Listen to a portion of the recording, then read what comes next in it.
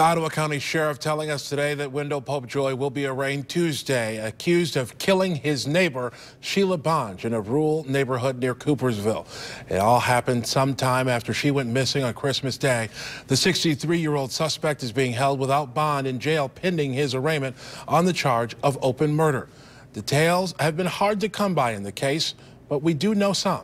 Here's 24-Hour News 8's Barton Dieters.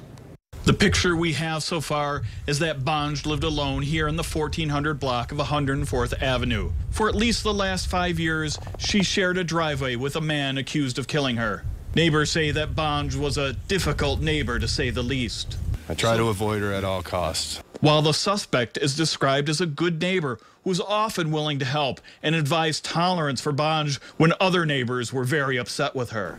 But her family and friends who knew her away from the neighborhood say she was a loving woman with a great sense of humor.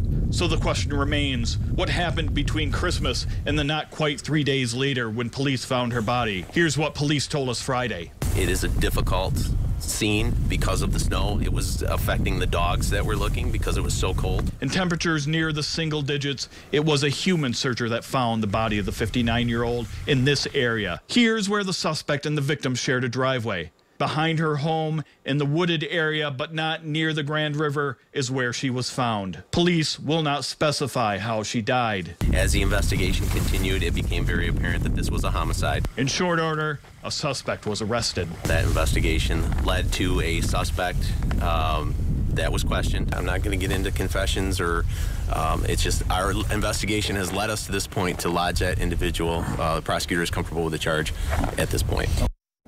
Popejoy is charged with open murder. The prosecutor can decide which of the murder charges will ultimately end up going to trial, whether it be first-degree murder, second-degree murder, or manslaughter, or he could leave it open and leave it up to a jury to decide which charge best fits the crime.